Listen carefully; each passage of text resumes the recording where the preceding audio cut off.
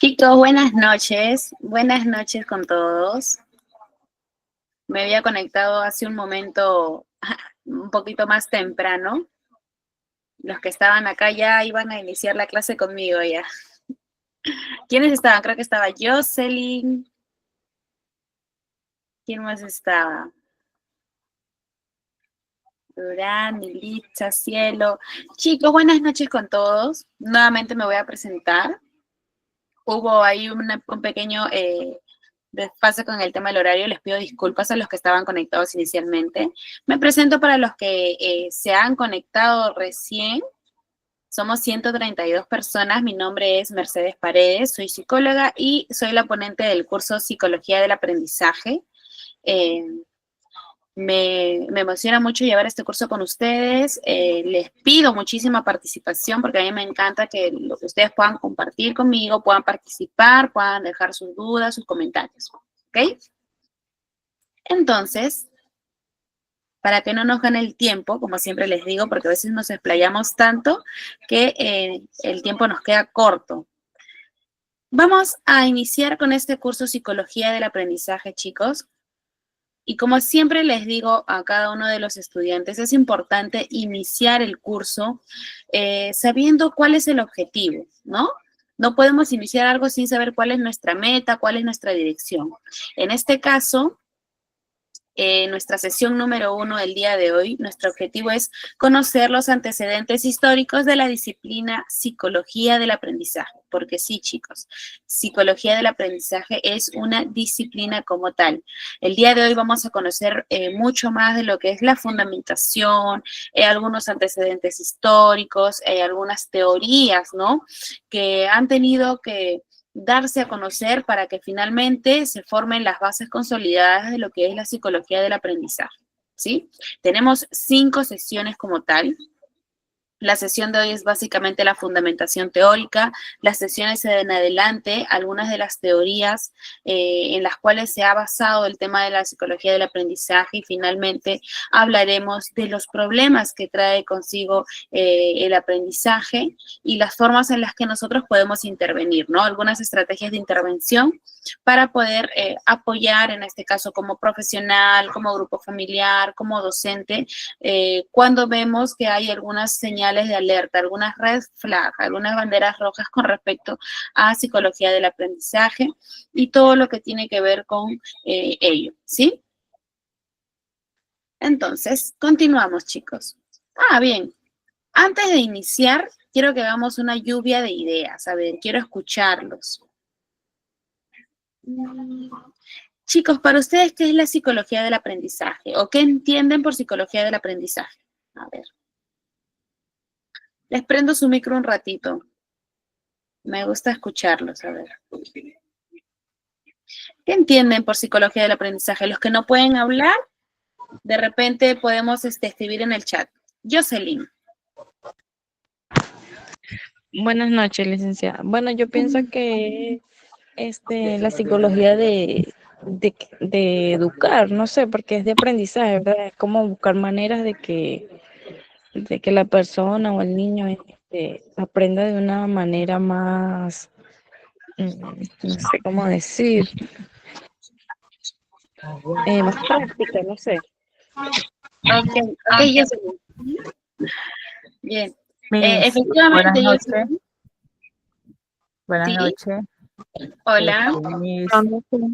Yo pienso que la psicología del aprendizaje es vital para la educación, pues, porque es el desarrollo infantil y la formación laboral y la terapia cognitiva conductual que nosotros podamos realizar, pues, en los niños, en las personas. ¿Ya? Lady, efectivamente, muchas gracias por tu participación. Nos acabas de hablar sobre terapia conductual. Y sí, chicos, hay mucho que ver con el tema del aprendizaje, los procesos mentales y las conductas.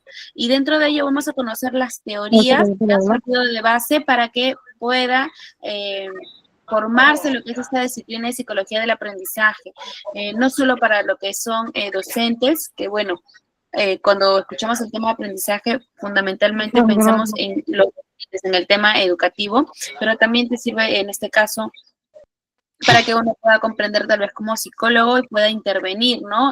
Aplicar algunas estrategias para ayudar en el proceso de aprendizaje del niño, niña o adolescente. ¿Ok? Gracias, Yulady, por tu participación. A ver, los escucho a los demás. Buenas noches. Buenas noches. Para mí es, buenas noches, la psicología del aprendizaje, para mí es enseñar a los demás adultos, a niños, a emprender para que ellos, o sea, sepan enseñarles cosas y les darle una buena educación para que ellos aprendan bien y etcétera. Eso es todo. Ok, gracias, Marieli. Direccionado netamente a los procesos del aprendizaje, bueno, dentro de lo que es las últimas sesiones vamos a hablar mucho sobre problemas dentro del aprendizaje y de qué forma también nosotros podemos abordarlo, ¿ok? Entonces, por ahí tenemos muchas razones de decir, orientar, pues, ¿no? Un aprendizaje adecuado y saber intervenir cuando hayan problemas dentro de. A ver, Esther, te escucho. Esther. Buenas noches a todos. Bueno, en la psicología del aprendizaje, para mí entiendo que es verdad la forma en que aprendemos cada ser humano. Tenemos nuestro estilo, nuestra manera de aprender, ya sea por la música, el arte, dependiendo, ¿verdad?, cómo nosotros podemos recepcionar mejor la información. Entonces, la psicología del aprendizaje nos abarca el estilo de aprendizaje del ser humano. Muchas gracias, Esther, por tu participación. A ver, Pérez. Te escucho, Pérez, te tu micro. Ya, creo que ahí se escucha. Sí, ahí se escucha. Ya, claro, sí, creo que es algo global como todos lo han dicho, ¿no? Más que nada cómo las personas procesan o retienen conocimientos y habilidades mentales y conductuales también, ¿no? Abarca mucho el tema de conductas, chicos, y ahora lo vamos a ver. Por acá voy a leer los mensajitos. Milagro Soto nos dice, siento que es una rama enfocada en el estudio del proceso del aprendizaje de las personas. Sí, también, efectivamente, Milagros abarca mucho el tema del proceso del aprendizaje, los procesos mentales sobre todo. Adriana López nos dice, la psicología del aprendizaje para mí es la forma de adquirir algún conocimiento, habilidad, conducta y valores de cada niño, niña y adolescente. Muy bien, chicos, gracias por participar. Hemos hecho acá una lluvia de ideas, básicamente de lo que nosotros creemos que es la psicología del aprendizaje. Y es importante, pues, ¿no? Porque siempre tenemos que tener alguna idea por ahí. Diego Morales nos dice, se enfoca en entender cómo aprendemos y qué factores influyen en ese proceso. Efectivamente, Diego, y vamos a conocer más adelante algunas teorías que nos hablan también de cómo influye el aspecto o el contexto social, el entorno en el que estamos para nosotros poder adquirir experiencias y de esa manera aprender.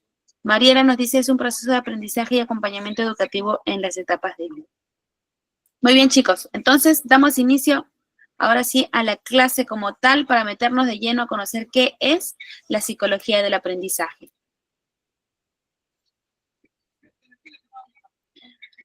Nos dicen por aquí, chicos, que la psicología del aprendizaje es la disciplina encargada de explicar y predecir la adquisición, el mantenimiento y el cambio en la conducta como resultado de una experiencia. Nos va a decir que a raíz de una experiencia que nosotros hayamos pasado, vamos a activar nuestro proceso de adquisición, de mantenimiento con respecto a lo que está aconteciendo. La psicología del aprendizaje se concentra en el estudio de los procesos mentales que ocurren durante el periodo de adquisición de conocimientos. Dichos procesos generan cambios relativamente permanentes en el comportamiento de un individuo. Mucho ojo aquí, hablábamos de conductas y aquí dentro de lo que es la definición de psicología del aprendizaje nos dice que vamos a notar ciertos comportamientos del individuo a medida que nuestros procesos vayan fluyendo, ¿no? Nuestros procesos mentales vayan fluyendo, se van a dar un cierto cambio en el comportamiento de las personas. Entonces, desde aquí ya vemos que la asociación, desde aquí ya vemos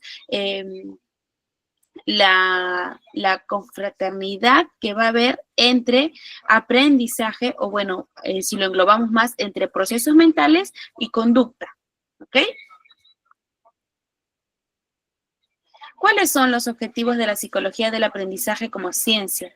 Primero que nada, chicos, el aprendizaje tiene una función adaptativa que posibilita la modificación de pautas de comportamiento en función de las demandas del entorno. Recuerden, el entorno donde estamos, el contexto social, lo que nos rodea. Los cambios en la conducta a consecuencia del aprendizaje, se deben a la relación del organismo con los estímulos del ambiente. Aquí ya empezamos a ver de qué manera va a influir el ambiente, los estímulos externos, de qué manera van a ir influenciando dentro de mi aprendizaje y posteriormente dentro de la conducta que yo voy a realizar. Entonces, ya no solamente es aprendizaje, sino vemos ya 3 factores: aprendizaje, conducta e influencia de estímulos externos, ¿ok?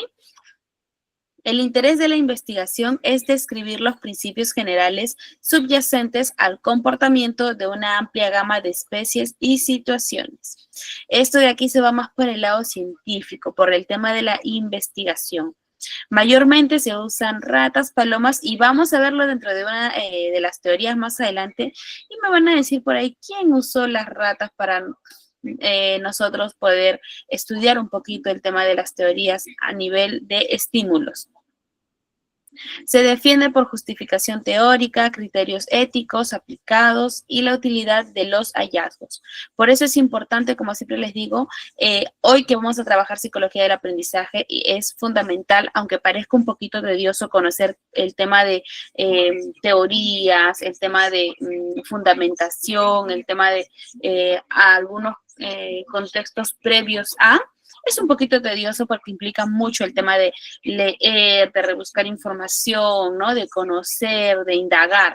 Es tedioso, chicos, pero es necesario, ¿ok?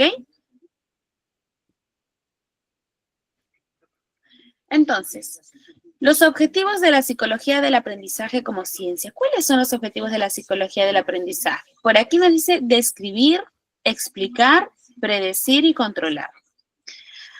Describir, a través de la observación, recopilar datos sobre la conducta para definir con precisión los fenómenos del aprendizaje. La observación, chicos, es fundamental dentro de cada proceso que se va a realizar, ¿no? Porque nos dice que a través de esta observación tenemos la capacidad de poder nosotros detectar datos. En este caso en específico, ¿sobre qué? Sobre la conducta para definir los fenómenos del aprendizaje. Explicar, pero en este caso, ¿qué voy a explicar, Mercedes? Bueno, nos permite explicar en el sentido de establecer las causas de la conducta. ¿Qué quiere decir esto?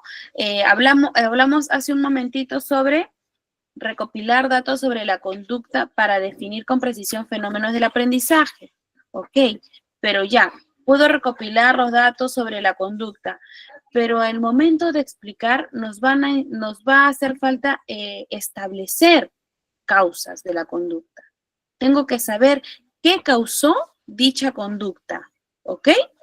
Predecir, pronosticar una respuesta en relación con un acontecimiento futuro. Aquí en el tema de predecir, nos dice, pues, no pronosticar una respuesta, pero también es lo que nosotros conocemos a veces como generar alguna hipótesis, ¿no? Tratar de pronosticar algo que puede pasar o que no puede pasar en relación netamente, como es el curso, a conductas o acontecimientos relacionados al aprendizaje. Y por último, controlar. En esta parte de controlar nos habla sobre alterar las condiciones que se suponen que causan las conductas para modificarlas en el futuro. Recuerden, chicos, a ver, por acá me van a levantar la mano. ¿Quiénes son aquí o estudiantes de psicología, psicólogos? A ver, por aquí, docentes, levántenme la manito. Hilda, Yalu, Yulei, Vargas, Lili. Ok, es importante, ¿no? Para nosotros poder controlar algunas condiciones que causan, Mili nos dice, docente de educación inicial. Elizabeth, estudiante. Ok, bien. Es importante para nosotros dentro de ello el tema de manejar, controlar, orientar nosotros algunas conductas para modificarlo. Es necesario muchas veces con respecto a lo que es problemas acerca del aprendizaje, ¿no? Se ve mucho el tema de problemas de aprendizaje, en su mayoría en la parte de nivel inicial y en la parte de nivel primaria. Madre y psicóloga penal, pero me gusta aprender más. Ok, bien. Bien, chicos, entonces estos son los objetivos que tiene lo que es la psicología del aprendizaje. Les voy a poner un videíto previo a lo que es entrar en teoría, para que podamos ir conociendo de forma general las teorías que vamos a tocar en un momento, ¿sí? A ver.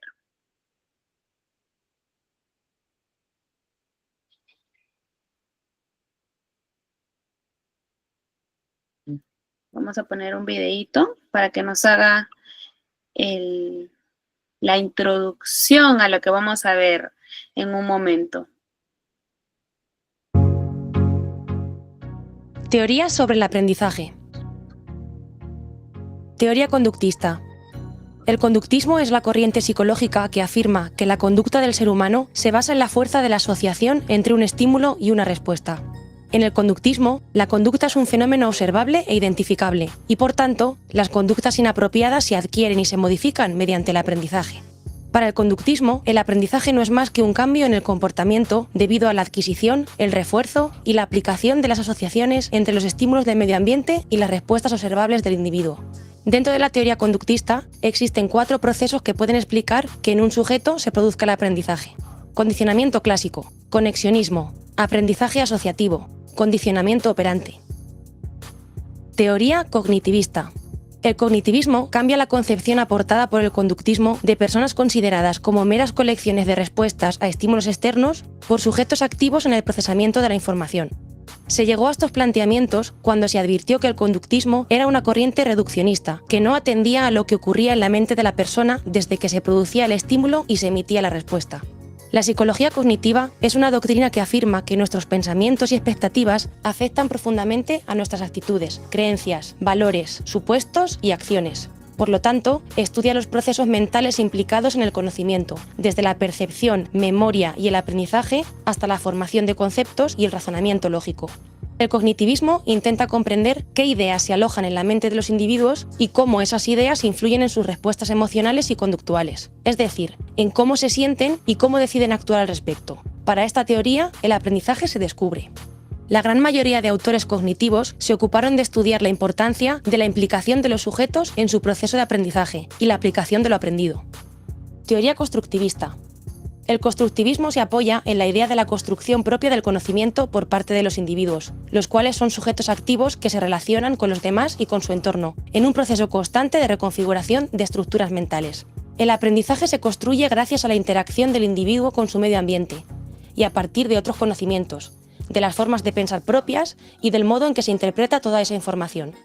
Gracias a este enfoque, empieza a darse importancia a las ideas previas del sujeto, a la variedad de estilos de aprendizaje que muestra cada individuo y los beneficios de la motivación para el logro de los objetivos planteados.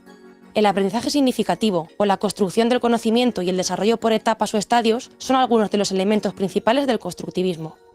Teoría social cognitiva.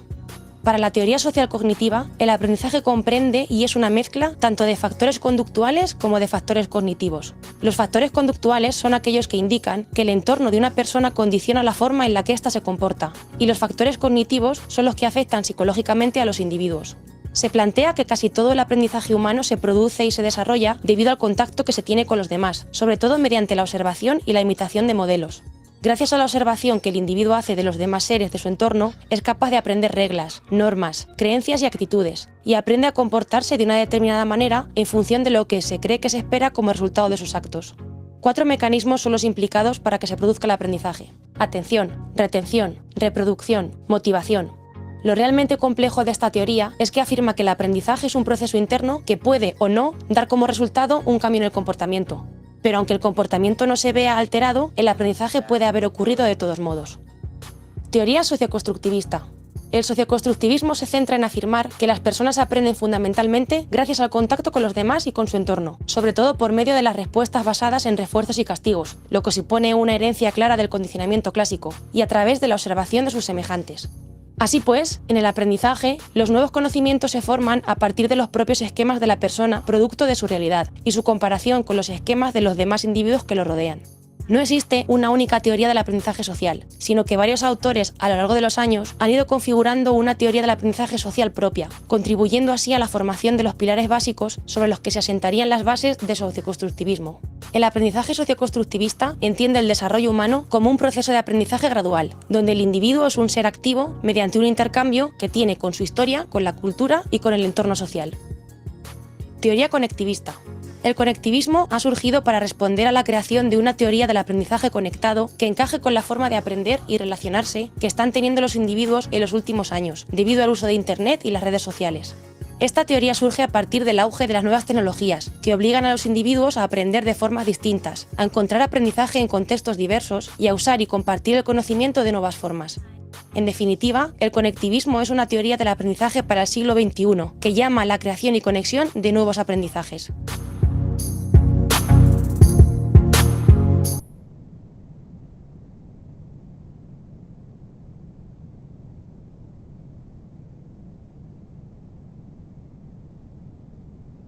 Ok, chicos, a ver, esto es una introducción a lo que vamos a trabajar el día de hoy. Igual, entre hoy y mañana voy a pasarle un material por interno a la administración para que les pueda hacer llegar el tema de material con respecto a las distintas teorías que tenemos de la psicología del aprendizaje, porque son bastantes. Entonces, como les comentaba al inicio, es importante que ustedes puedan indagar, puedan leer un poquito, pues, ¿no? Es bastante concepto, bastante teoría, pero les va a servir para que puedan consolidar bien el tema de las bases.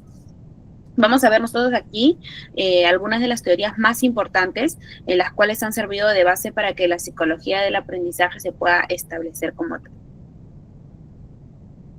Algunas aproximaciones teóricas y filosóficas al estudio del aprendizaje nos hablan de años antes de Cristo, ¿no? Nos habla aquí del asociacionismo, chicos. Y por aquí no sé a ver quién me reconoce a este personaje. A ver, creo que no estamos compartiendo. A ver. Dale, sí. Aquí está.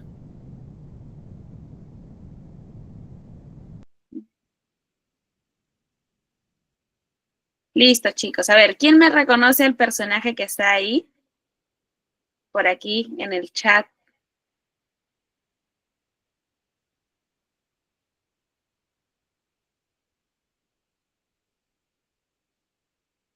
Ok. Bien, chicos, aquí tenemos al gran Aristóteles. ¿Qué nos dice Aristóteles? ¿O en qué está relacionado Aristóteles con el asociacionismo? Nos dice que este presenta orígenes en la filosofía griega y se caracteriza por comprender que los elementos del pensamiento están relacionados por reglas de conexión. Entonces aquí ya tenemos los primeros indicios de procesos mentales, porque recuerden que el pensar es parte de un proceso mental. Aquí ya estaban indagando, tratando de averiguar qué es el pensamiento, ¿no? Cómo se genera el pensamiento. Entonces nos dicen aquí que el pensamiento está relacionado por reglas de conexión. ¿Y cuáles son esas reglas de conexión, no? O estas reglas de asociación, básicamente.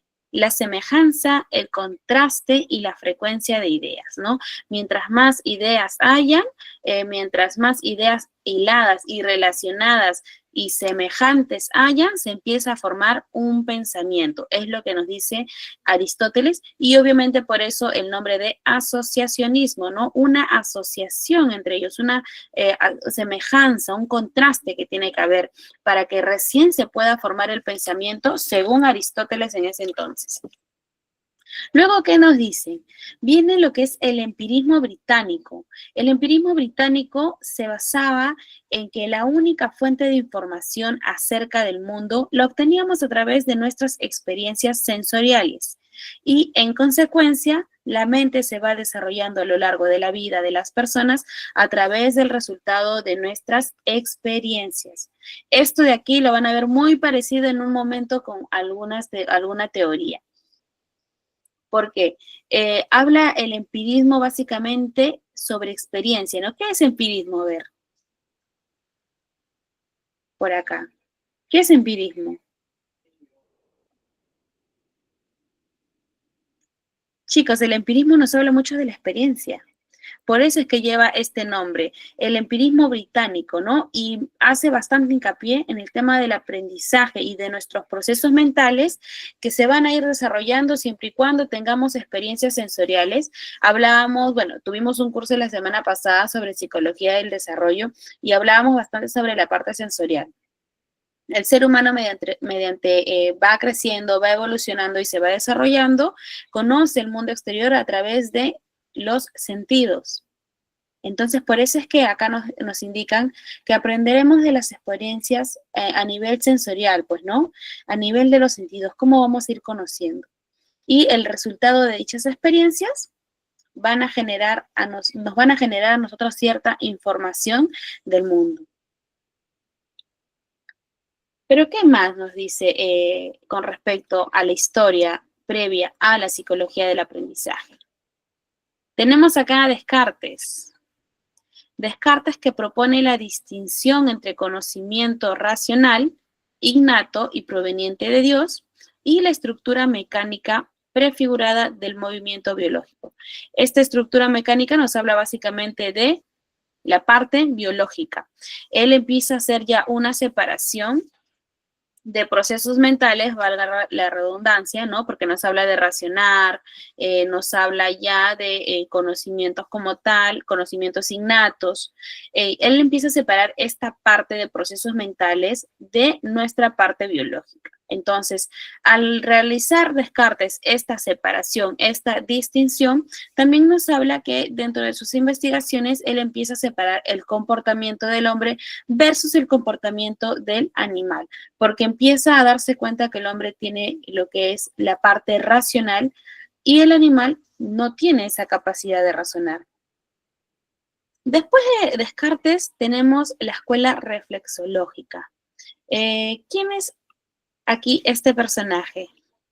Por aquí muchos, a ver, están aquí en el chat comentando. A ver, ¿qué personaje es el que está en medio? ¿Quién me pone acá? A ver, se va a ganar un punto extra. A quien adivine. Freud, no. Darwin tampoco. Darwin viene en breve.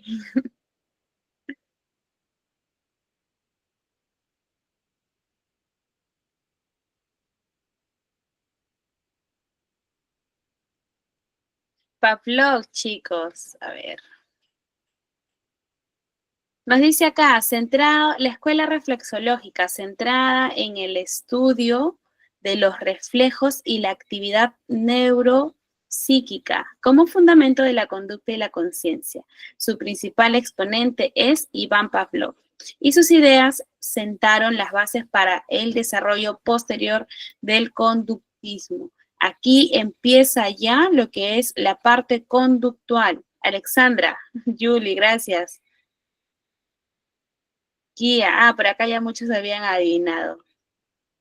Entonces, por aquí en esta parte de la escuela reflexológica empieza ya Iván Pavlov con respecto al tema de la actividad neuropsíquica, con los fundamentos acerca de la conducta y la conciencia, ¿ok? Entonces, posterior a ello ya vamos a ver la teoría conductual como tal. Ahora sí, Darwin, no sé, por acá me lo habían mencionado antes. Darwin nos habla de la teoría de la evolución. ¿Qué nos dice Darwin? Él propone que la naturaleza y el origen del hombre no eran cuestión fisiológica ni teológica, sino biológica. Darwin te va a hablar un poquito más sobre el desarrollo que tiene que llevar el hombre de forma pautada, de forma, una forma ya predispuesta, ¿no? Etapas biológicas que va a llevar el hombre como tal. Sin embargo, Darwin dentro de ello, muy biológico él, con el tema de del origen de la cuestión como tal, Darwin considera la comunicación y la inteligencia desde una perspectiva científica y natural. Y Darwin va a considerar también que esta comunicación y esta inteligencia va a ir evolucionando. Conforme él cree que el hombre evoluciona de forma biológica, también va a considerar el tema de la comunicación y la inteligencia que va a irse desarrollando conforme el hombre va creciendo. Entonces ahí ya tenemos algunos primeros hallazgos, algunos primeros bases que tienen algunos científicos, algunos filósofos, ¿no? Entonces, para que empiece ahí a asomarse ya el tema de la psicología del desarrollo, ¿no? Ese es un poquito de la fundamentación en base a las teorías que empiezan a nacer. Pero ahí no acaba todo, tenemos muchísimas teorías más por abordar.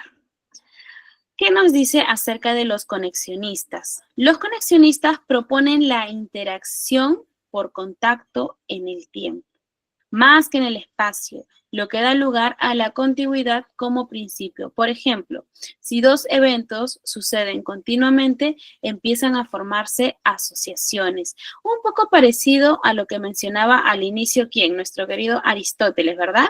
Acá nos habla igual de asociaciones, tal cual los primeros rasgos de asociacionismo, ¿no? Que nos decían que una regla de conexión tenía como base dentro de semejanzas, contraste y frecuencia de ideas. Acá nos habla también de una frecuencia con respecto ya al tiempo. Nos dice el contacto por tiempo, la asociación, la continuidad de dos eventos empiezan a formar como tal una asociación. Entonces, empezamos ya aquí nuevamente a replicar algunas teorías que estaban un poquito más antiguas, las empiezan a tomar en cuenta. Porque es parte de, cada vez que van a ir formando bases sobre algo o estructuras sobre algo, van a ir tomando conocimientos y conceptos que alguien dejó de repente en algún momento no tan completo, no tan concreto, entonces lo voy a tomar yo para terminar de formar ciertos conceptos. ¿Qué más nos dice acá? El positivismo filosófico es una corriente de pensamiento que enfatiza la importancia del conocimiento científico como el único conocimiento auténtico, rechazando la metafísica y la especulación no empírica. Pues, ¿no? Ahí nos habla un poquito más de la parte la especulación no empírica. Habíamos dicho que el tema del empirismo habla mucho de la experiencia. Entonces, nos dice que no va a rechazar ciertas teorías que están basadas en especulaciones no vivenciadas, pues, ¿no? En especulaciones de cosas que no han pasado. Nos habla más de la importancia y el peso que le da a la parte científica, a lo que él puede de repente conocer, a lo que él ha podido realizar. Entonces, a la parte más observable, a la parte más que se puede demostrar. De eso nos habla el positivismo filosófico. Pero nos dice que como tal se forma ahí ya una corriente de pensamientos que enfatizan la importancia del conocimiento, del proceso mental como tal. Finalmente tenemos acá el conductismo, que chicos van a tener una sesión completa acerca de esta teoría del conductismo porque es fundamental que la conozcamos dentro de la psicología del aprendizaje. Pero ¿qué nos dice el conductismo? El conductismo se enfoca en cómo las respuestas conductuales son el resultado de estímulos externos y cómo estas respuestas pueden ser modificadas a través de procesos de aprendizaje, como el condicionamiento. Por acá, a ver, ¿quién recuerda algo del conocimiento? A ver, del condicionamiento, ¿quién recuerda algo?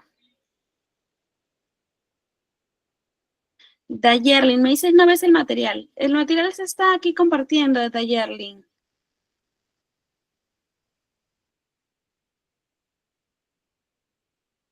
Igualmente el material lo tenemos ahí en el grupo del WhatsApp. Justo estaban enseñándonos cómo podemos usarlo para que lo puedas abrir si es que no lo ves. Pero, a ver, los demás sí están viendo el material, ¿verdad, chicos?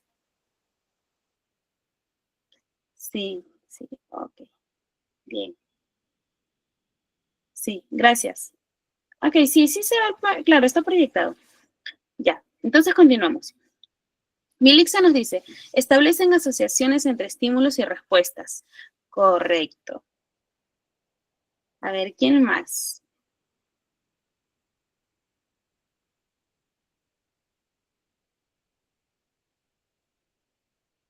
Alexandra. El liberismo es la corriente de la filosofía que sostiene la experiencia sensorial. A ver. Entendimiento, inteligencia, la razón natural, sí.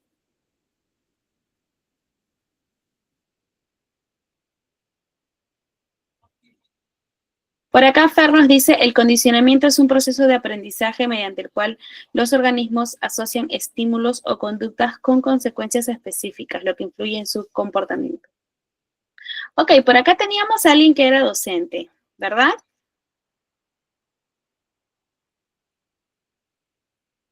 A ver. ¿Dónde está? Sí, sí. Ok, que nos cuente a ver alguna experiencia con respecto al tema del aprendizaje y el tema del condicionamiento, si es que lo ha aplicado de repente en el aula, en la parte educativa. Recuerda que la psicología del aprendizaje va a tener distintas áreas con las cuales nosotros vamos a trabajar, ¿no? El tema educativo fundamental. A ver, ¿dónde está la señora que era docente que había compartido con nosotros hace un momento?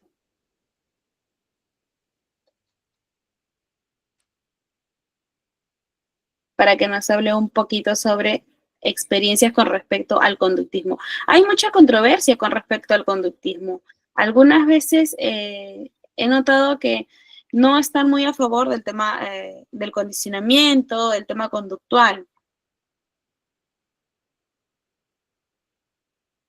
Pero chicos, es importante que conozcan cada una de las teorías como tal, porque nos va a indicar que las teorías exploran diferentes formas o te explican diferentes formas de cómo aprendemos, ¿no?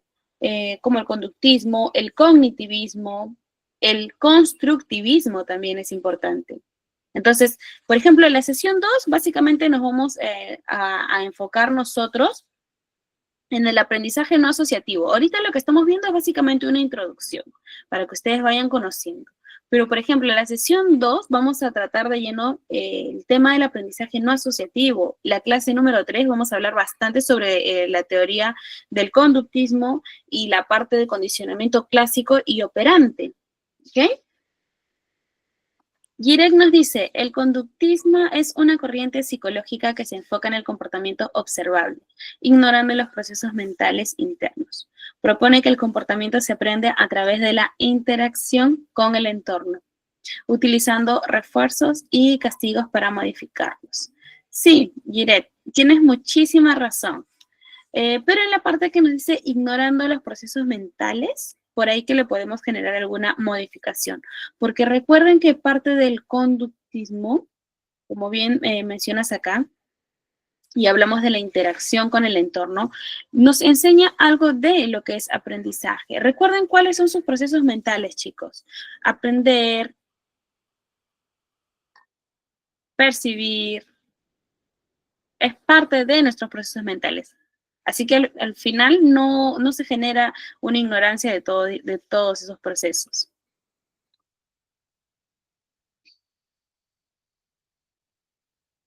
Se refiere a la idea de que el acto de aprender no es simplemente una acumulación de conocimientos, sino que es un evento significativo que modifica nuestra percepción del mundo. Ok. Bien, chicos. Vamos a abrir los micros para compartir alguna de las teorías que ustedes probablemente conocen y que el día de hoy no estamos viendo aquí dentro de estas PPTs. A ver.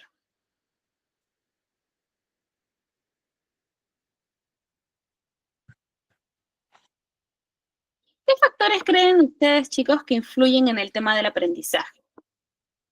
Porque en base a algunos factores es que se empiezan a generar las teorías como tal.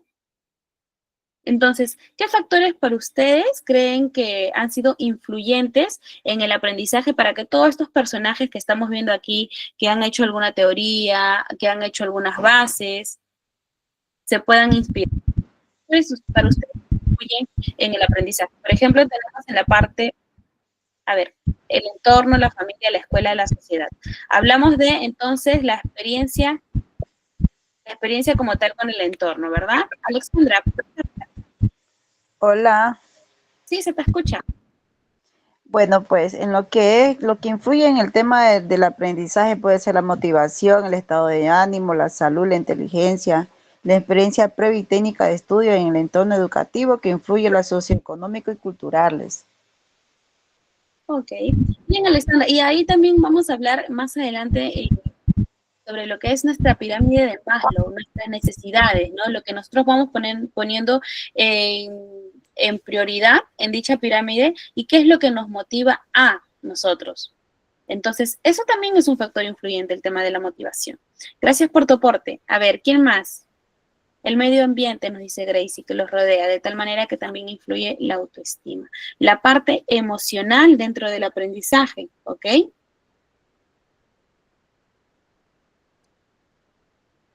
Entonces vamos viendo que hay factores cognitivos, factores emocionales y ambientales que van a impactar ya sea de forma positiva o de forma negativa al aprendizaje.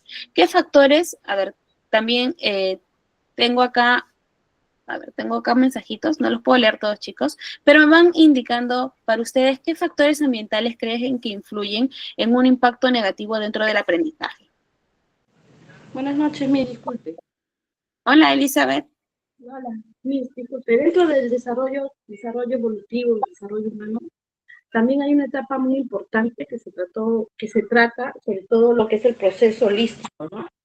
Que se basa fundamentalmente en lo que son los estudios del crecimiento físico y también de los estudios de aspecto cognitivo, del lenguaje, del aprendizaje, del pensamiento, ¿no?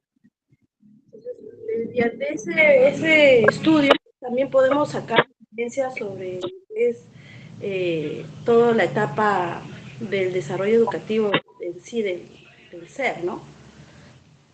Claro, Elizabeth, recuerda que Darwin nos dice en un primer momento que la persona tiene un desarrollo y una evolución a nivel biológico, pero también no deja de lado el tema de los procesos mentales. Entonces, conforme la persona va pasando etapa tras etapa y evolucionando, nos habla también de que hay una evolución con respecto al tema de sus procesos mentales. Justamente les comentaba que habíamos cerrado un curso y también lo mencionó el magíster en el inicio en la introducción, habíamos llevado psicología del desarrollo infantil y adolescente, en la parte infantil y en la etapa de la adolescencia.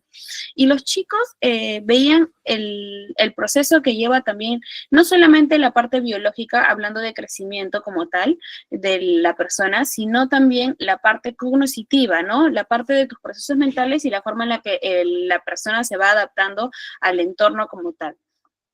De hecho, el lenguaje es parte de aprender y no es el mismo lenguaje que uno tiene hasta los 2 añitos como el que tiene hasta los 6 años, ¿no?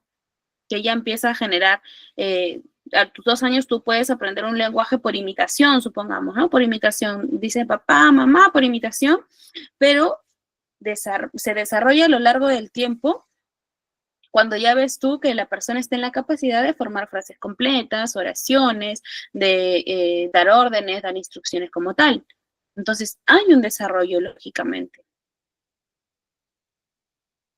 Los factores negativos, la falta de motivación, la ansiedad, la baja autoestima. La ansiedad, la baja autoestima, claro, entran en lo que son factores que impactan de forma negativa, pero factores emocionales. Y falta de interés por la materia. Externamente, hablamos de factores ambientales, como el ambiente de estudio, la falta de apoyo familiar, las dificultades económicas. También les comentaron que habíamos llevado un curso de psicopedagogía, ¿ok?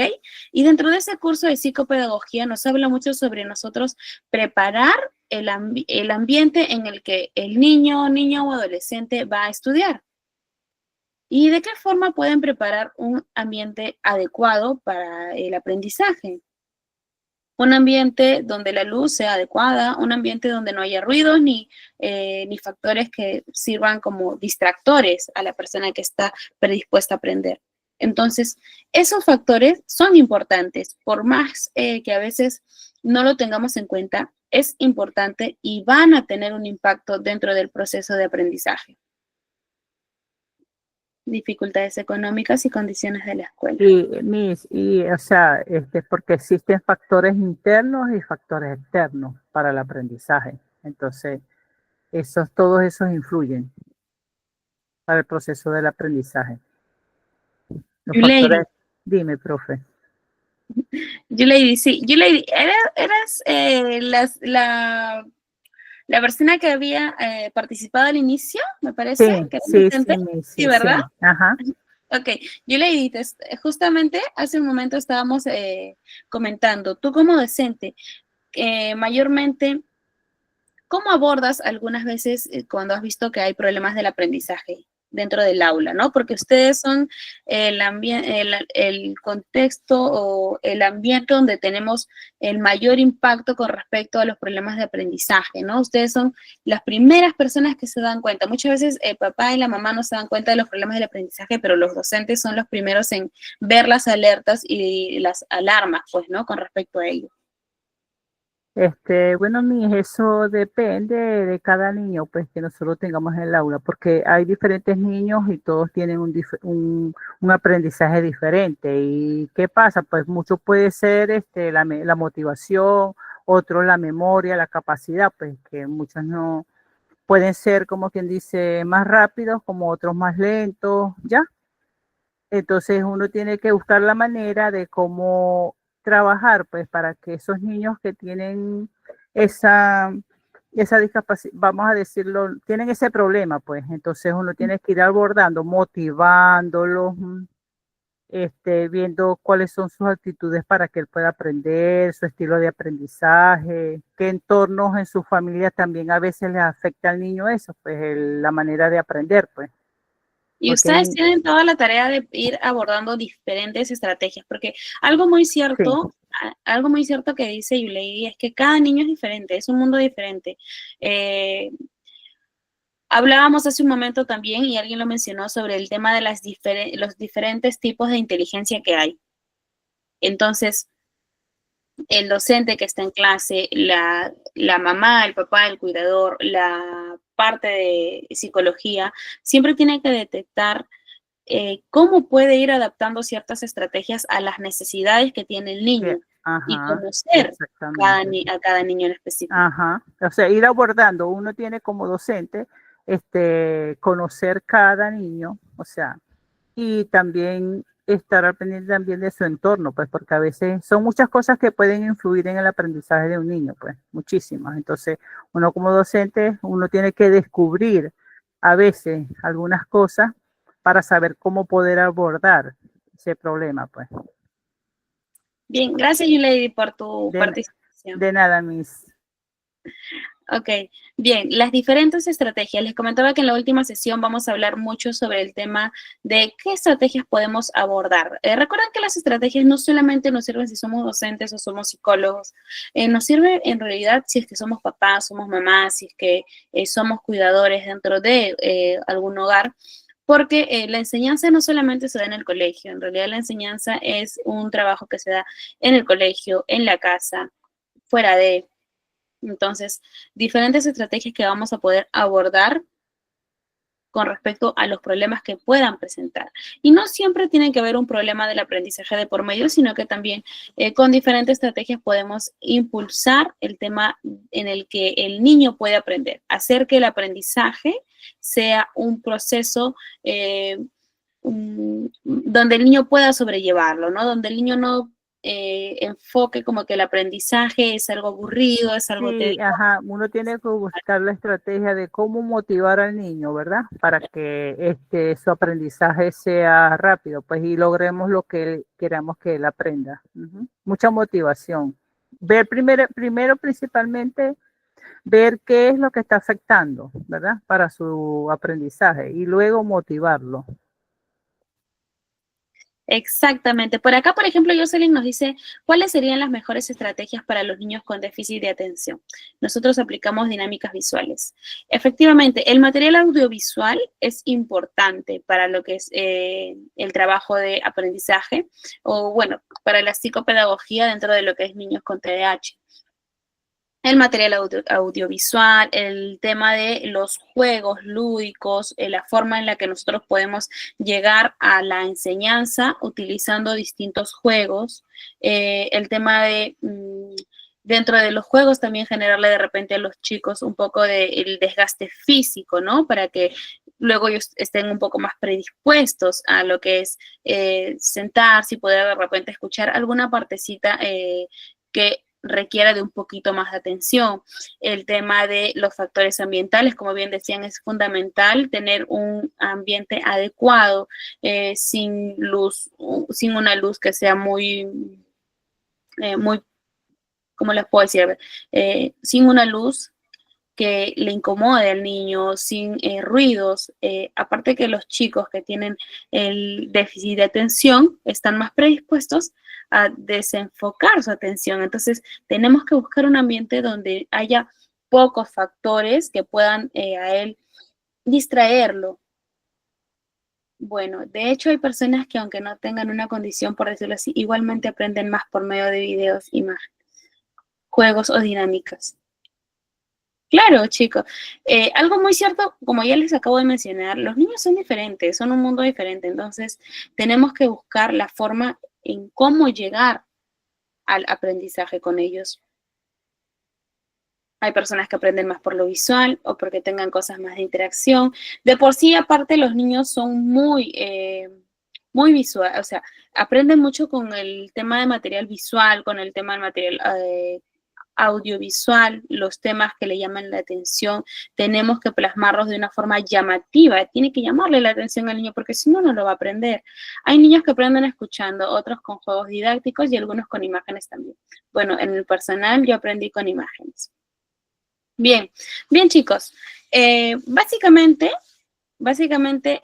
nuestra sesión de hoy es un poquito para indagar el tema de las teorías. Como les dije, voy a pasar un material para que ustedes lo puedan revisar y lo puedan chequear, pero tampoco la idea era de llenarnos de tanto concepto, sino más o menos ir entendiendo, ¿no? Qué nos va a abarcar el tema de psicología del aprendizaje y qué casos vamos a ver nosotros. Por aquí ya tenemos algunas incógnitas con respecto al tema del aprendizaje, con respecto a los niños con TDAH, ¿ok? Entonces, aquí tenemos Yuleidi también que nos ha hablado de algunas experiencias dentro del campo educativo. ¿Por qué es importante? Porque recuerden que la psicología del aprendizaje tiene la aplicación dentro del ambiente educativo. Entonces, van ahí de la mano. Más adelante vamos a ir viendo cómo está tan conectado el tema de la educación o el contexto a nivel de escuela con respecto al tema de la psicología del aprendizaje. Mayra, lo voy a tomar en cuenta, ¿ya? Voy a tomar en cuenta de repente para la última sesión, hablar un poquito sobre el tema de aprendizaje con respecto a algunos tips, pues, ¿no? Para trabajar con lo que es TDAH y autismo.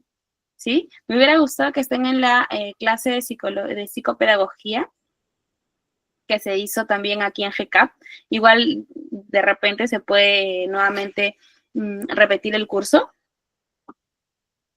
Sí, mi sobre. Ok.